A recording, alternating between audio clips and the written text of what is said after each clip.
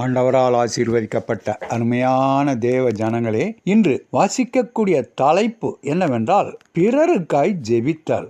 ஒருவருக்காக ஒருவர் ஜெபம் பண்ணுங்கள், நீதிமான் செய்யும் ஊக்கமான வேண்டுதல் மிகவும் பலனுள்ளதாய் இருக்கிறது. யாக்கோபு 5வது அதிகாரம் 16வது வசனம். நாம் நம்முடைய ஜெபத்தில் பிறருக்காக ஜெபிக்கின்றோமா? எவ்வளவு தூரம் நாம் மற்றவர்களுக்காக ஜெபிக்கிறோம்?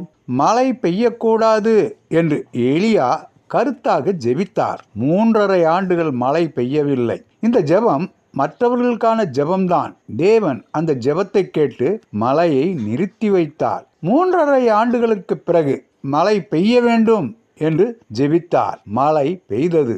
இதுவும் பிறருக்கான ஜெபம்தான். ஒரு யுத்தத்தில் ஆபத்தானதும் அதிமுக்கியமானதுமான ஒரு பகுதியை அமெரிக்க படை வீரர்கள் கைப்பற்றினார்கள். அதற்கு அத்தாட்சியாக அங்குள்ள ஒரு குன்றின் உச்சியில் அமெரிக்க கொடியை நாட்டிவிட தளபதி முடிவு செய்தார். அதை செய்வதற்கு வீரன் ஒருவனை தேர்ந்தெடுத்து கொடியை ஏற்றிவிட்டு வருமாறு அதிகாலை வேளையில் அவனை அனுப்பினார். அந்த வீரன் எதிரிகளால் சுட்டு கொல்லப்பட்டான். மீண்டும் ஒருவனை அனுப்பினார்.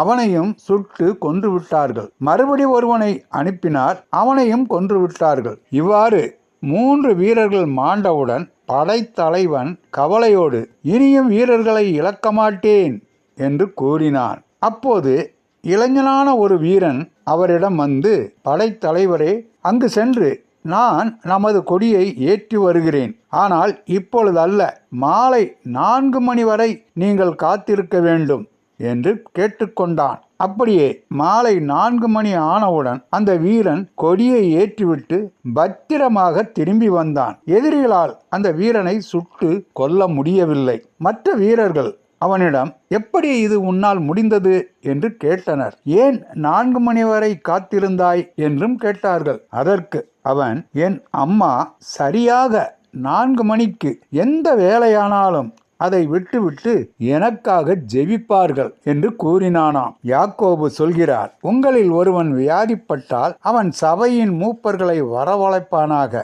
அவர்கள் கர்த்தருடைய நாமத்தினாலே அவனுக்கு எண்ணெய் பூசி அவனுக்காக ஜெபம் பண்ண கடவர்கள். அப்பொழுது விசுவாசமுள்ள ஜெபம் பிணியாளியை ரட்சிக்கும். கர்த்தர் அவனை எழுப்புவார். யாக்கோபு 5வது அதிகாரம் 14வது வசனமும் 15வது வசனமும். நாம் பிறருக்காக ஜெபிக்கும் போது தேவன் பதில் தருகிறார் என்பது எவ்வளவு சந்தோஷமாய் இருக்கின்றது.